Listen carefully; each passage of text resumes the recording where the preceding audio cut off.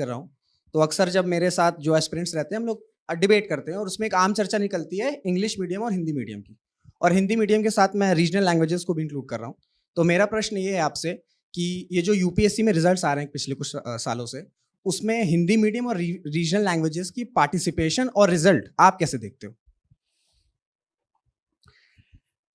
अगर थोड़ा सा पीछे से शुरू करें बात को, तो 1979 तक यूपीएससी में हिंदी मीडियम था ही नहीं, ना हिंदी ना बाकी भाषाएं। जब जनता पार्टी की सरकार 1977 में बनी, जिसमें आज की बीजेपी भी शामिल थी, कुछ और पार्टियां शामिल थी, 4 पार्टियां शामिल थी, उस समय ये प्रस्ताव आया कि सिविल सेवाओं में भारतीय भाषाओं का प्रतिनिधित्व होना चाहिए। तो 1979 से ये प्रोसेस शुरू हुआ और हिंदी मीडियम आप कह सकते हैं वहां से शुरू हुआ। 1979 से 1993 तक बहुत खास पार्टिसिपेशन हिंदी मीडियम का नहीं था। मेरा अनुमान है कि शायद अगर 500 सीट्स हों या 1000 सीट्स हों तो शायद उसमें 10-20 लोग सिलेक्ट होते होंगे उस समय। एक आध व्यक्ति पहले 100 रैंक में होता था, जिससे थोड़ा सा एक क्रेज रहता था। 93 के बाद जब मंडल कमीशन आया तो उसमें रूरल बेल्ट के बच्चों का पार्टिसिपेशन बढ़ने लगा, तो ये अनुपात थोड़ा सा बढ़ा। जो गोल्डन फेज था वो 2002 से 2008 के बीच में था, जब हम लगभग 8, 9, 10, 11% रिजल्ट फाइनल रिजल्ट में हिंदी मीडियम का देख पा रहे थे उस समय। फिर प्रीलिम्स का पाठ्यक्रम चेंज हुआ 2011 में, जिसने काफी बड़ा नुकसान पहुंचाया। 2013 में मेंस का सिलेबस चेंज हुआ, ऑप्शन सब्जेक्ट 2 से 1 रह गए, जीएस की वेटेज बढ़ गई। सही बात यह है कि उन स्ट्रक्चरल चेंजेस जो 2011 और 13 में हुए, उसके बाद से हिंदी मीडियम और बाकी भाषाओं का रिजल्ट काफी कमजोर स्थिति में आ गया। लगभग आप मान सकते हैं कि 2013-14 में वो 1.5-2% के आसपास फाइनल रिजल्ट रह गया, जो पहले 10 तक चला गया था एक बार।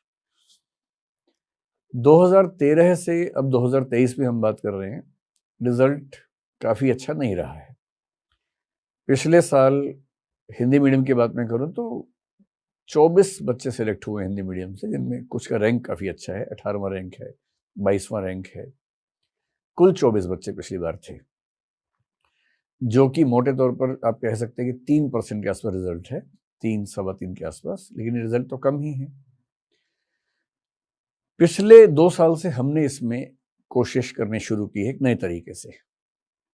एक हमने मेंटरशिप प्रोजेक्ट नाम से एक स्कीम शुरू की है, प्रीलिम्स के लिए भी, मेंस के लिए भी।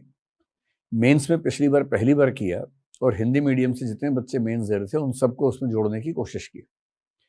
कुछ बच्चे ऑनलाइन कनेक्ट हुए, कुछ बच्चे ऑफलाइन कनेक्ट हुए। ऑफलाइन में हमने एक लाइब्रेरी बनाई जो 24/7 खुलती है।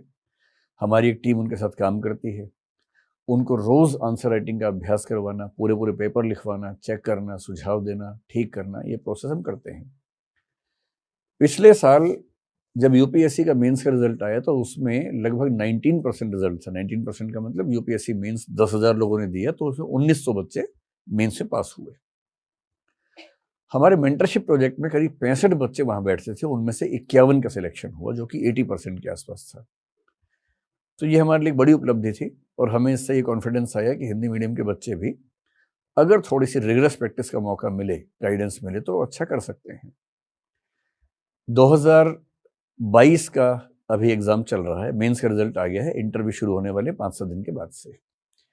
हिंदी मीडियम के बच्चे शायद 7 फरवरी के आसपास से उनके इंटरव्यू शुरू होने वाले हैं। मैं आपको बता देता हूं, हालांकि अब तक मैंने किसी को बताया नहीं है, इस बार हमारी लाइब्रेरी में करीब 120 बच्चे हिंदी मीडियम के मेंस मेंटरशिप में थे और उन 120 में से 110 बच्चे इंटरव्यू दे रहे हैं। और इसके अलावा अगर मैं पूरा बताऊं तो मेंटरशिप से कुल 133 और बाकी को जोड़ लें तो 154 बच्चे हमारे टच में हैं जो इंटरव्यू दे रहे हैं। और मेरा अनुमान है कि इस साल हिंदी माध्यम का रिजल्ट लगभग 15 साल के बाद एक अच्छा रिजल्ट आने वाला है। थोड़ा सा यूपीएससी ने अपने सिस्टम में चेंजेस किए पिछले साल से। निबंध के पेपर को उन्होंने काफी अमूर्त बनाया है और एब्स्ट्रैक्ट निबंध पूछने से भी हिंदी माध्यम के बच्चों को फायदा मिलता हुआ दिख रहा है, क्योंकि वो ह्यूमैनिटीज के बैकग्राउंड से ज़्यादा हैं। जो ह्यूमैनिटीज से बच्चे होते हैं उनके लिए लिखना अमूर्त विषयों पर तुलनात्मक रूप से आसान होता है। तो मेरा अनुमान है कि बहुत हताश होने की ज़रूरत नहीं है। ये ज़रूर है कि अगर मैं अंग्रेजी और हिंदी की बात सामान्य रूप से करूं, देखिए सबसे आसान दुनिया में काम है उंगली उठाना। जिसको चाहे जब बुरा कहिए, इससे आसान कोई काम नहीं। तो ये कहना कि हिंदी माध्यम का रिजल्ट खराब है, इसने खराब कर दिया, उसने खराब कर दिया, ये तो सबसे आसान काम है। स्ट्रक्चरल लेवल पर समझना, प्रॉब्लम का सही तरीके से समाधान करना, वो बड़ी बात है। हिंदी अंग्रेजी की समस्या मूल रूप से लिंग्विस्टिक नहीं है, ये सोशो लिंग्विस्टिक प्रॉब्लम है। यानी किसी लैंग्वेज का सोसाइटी में क्या स्थान है, उसको बोलते हैं सोशो लिंग्विस्टिक्स। मैं अपनी क्लास में कई बार ये बात करता हूँ। आप में से अधिकांश लोग तो शायद अंग्रेजी माध्यम वाले रहे होंगे, या हिंदी माध्यम के लोग भी आप में से कुछ मिक्स्ड होंगे शायद, चलिए मान लेते हैं। मैं अपनी क्लास में एक सवाल कई बच्चों से पूछता हूँ। जैसे मान लीजिए 500 बच्चे बैठे हैं, हिंदी माध्यम की क्लास चल रही है। वो पूछते हैं कि हिंदी माध्यम का रिजल्ट कब ऐसा आएगा कि हमें पहला रैंक मिलेगा, या शानदार रिजल्ट कब आएगा। तो मैं उनसे पूछता हूँ कि इसका उत्तर दूंगा, पहले एक सवाल का उत्तर आप दे दीजिए। मैं उनसे कहता हूँ कि मान लीजिए आप सिलेक्ट हो जाए किसी भी सर्विस में, आज से 10 साल बाद के एक कल्पना करते हैं कि आप किसी ना किसी नौकरी में सिलेक्ट हो गए, आपके जो स्पाउस हैं वो भी किसी नौकरी में सिलेक्ट हैं, आप ठीक स्थिति में हैं, आपके पास फाइनेंशियल प्रॉब्लम्स नहीं हैं, आप अपने उस शहर के एक वेल सेटल्ड परिवारों के बीच में गिने जाते हैं, और आपका बच्चा हुआ, वो 4 साल का हो गया है, अब उसे स्कूल भेजना है आपको। तो मैं पूछता हूँ कि आप लोग वो बच्चे हाथ खड़ा कर लें जो अपने बच्चे को हिंदी माध्यम के स्कूल में भेजेंगे। और 500 में से हर बैच में 2 या 3 बच्चे हाथ खड़ा करते हैं। फिर मैं उनसे कहता हूँ कि मेरा ख्याल है कि शायद आप भी नहीं भेज पाएंगे, क्योंकि अभी आपको ऐसा लग रहा है। जब आप उस स्थिति में होंगे, आप नौकरी में हैं, वेल सेटल्ड हैं, आपके बच्चे के करियर का सवाल है, जैसे ही आप हिंदी माध्यम के स्कूल की बात करेंगे, आपके ही परिवार के लोग, आपके ससुराल के लोग दबाव बना के आपका बाइकआउट कर देंगे और कहेंगे कि बच्चे को अंग्रेजी माध्यम भेजना जरूरी है। इसका मतलब ये हुआ कि हिंदी, और ये स्थिति केवल हिंदी की नहीं है, तमिल, तेलुगु, कन्नड़, मलयालम सबकी है, गुजराती की भी है, मराठी की भी है। इन भाषाओं के समाजों में जो भी परिवार थोड़ा भी समृद्ध होता है, मध्य वर्ग में आता है, उसकी पहली प्राथमिकता है कि उसका बच्चा अंग्रेजी माध्यम में पढ़े। और उसकी बात सही भी है, क्योंकि उसको पता है कि जो नौकरियां अंग्रेजी में हैं, ग्लोबलाइजेशन के दौर में जो ग्लोबल अपॉर्चुनिटीज है वो अंग्रेजी में है। वो बच्चा भारत में ही हमेशा काम क्यों करे, इंग्लैंड में क्यों ना करे, ऑस्ट्रेलिया, न्यूजीलैंड, अमेरिका में काम क्यों ना करे। कोई भी चाहता है आगे बढ़ना। हिंदी माध्यम के जो स्कूल हैं आमतौर पर सरकारी स्कूल हैं। सरकारी स्कूलों की शिक्षा व्यवस्था कैसी है हम सबको पता है, और इसलिए जब आप सब अपने बच्चों को अंग्रेजी माध्यम के ही स्कूल में भेजेंगे और आज से 30 साल बाद फिर मुझसे पूछेंगे कि हिंदी का रिजल्ट अच्छा क्यों नहीं आ रहा है, तो मैं कहूँगा इसकी वजह केवल मैं नहीं हूँ, इसकी वजह यूपीएससी की तैयारी करने की प्रक्रिया नहीं है। जो 15 साल स्कूल में बच्चे ने लगाए, 3 साल कॉलेज में लगाए, हिंदी और भारतीय भाषाओं की संस्थाओं में और अंग्रेजी की संस्थाओं में लगभग जमीन आसमान का अंतर है। कुछ गांव के इंग्लिश मीडियम स्कूल को मैं दिमाग से निकाल के बात कर रहा हूं उस समय। वो जो 15 साल का ग्रूमिंग प्रोसेस है, जो एक्सपोजर है, फिर अंग्रेजी जानने के बाद इंटरनेट की दुनिया आपके लिए बहुत बड़ा खजाना है। हिंदी जानते हुए आप इंटरनेट पे बहुत कमाल नहीं कर पाते हैं, उतना कंटेंट आपको नहीं मिलता है। जितने अच्छे अखबार हैं जो यूपीएससी में काम आते हैं वो सारे अंग्रेजी में हैं।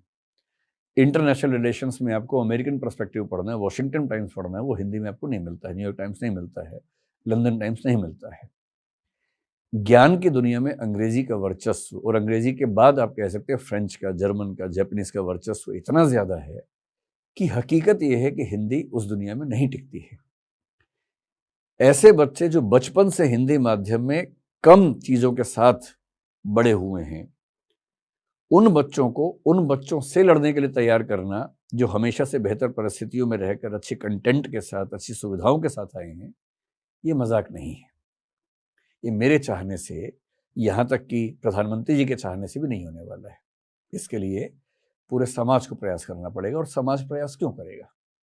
समाज का हर आदमी क्या चाहता है कि मेरे बच्चों की जिंदगी बेहतर हो जाए। वो अपने बच्चों को अंग्रेजी माध्यम में पढ़ाता है, उसकी भी बात अपने हिसाब से सही है। इसलिए सोशो लिंग्विस्टिक सवालों को केवल यूपीएससी के दायरे में रखकर देखना ठीक नहीं है। जहाँ तक मेरा मानना है, अगर आप हिंदी के भविष्य की बात मुझसे पूछें, मनोरंजन की भाषा के तौर पर अंग्रेजी हिंदी को भारत में कम से कम अभी 200-400 साल तक नहीं हरा पाएगी। बोलचाल की भाषा के तौर पर हिंदी को हराना अंग्रेजी के लिए लगभग नामुमकिन है, कम से कम 200-400-500 साल तक। इसलिए आप देखेंगे कि अंग्रेजी माध्यम में पढ़ने वाले बच्चे भी जब हंसी मजाक करते हैं तो हिंदी में करने लगते हैं, जब गाली देना चाहते हैं हिंदी में देते हैं, अंग्रेजी में नहीं दे पाते हैं, क्योंकि इमोशंस आते ही भाषा अपनी भाषा चाहिए। कॉग्निशन के लेवल पर, ज्ञान के लेवल पर आप किसी विदेशी भाषा में काम चला सकते हैं, चलाना चाहिए।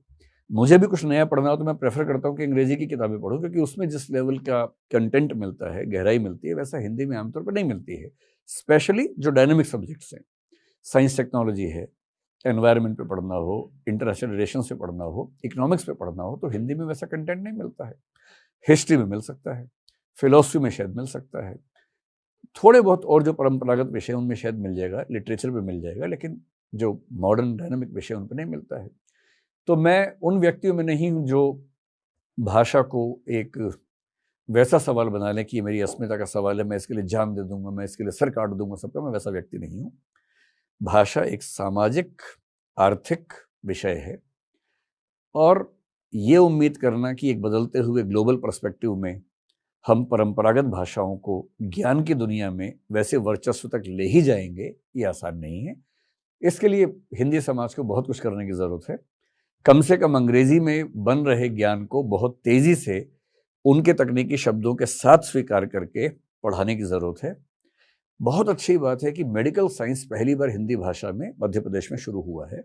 मैं इसमें बहुत खुश हूँ इस बात से, क्योंकि एक अच्छे डॉक्टर को मेडिसिन सीखने के बाद जिन लोगों से बात करनी है वो आम आदमी ही है, कुछ को छोड़ के।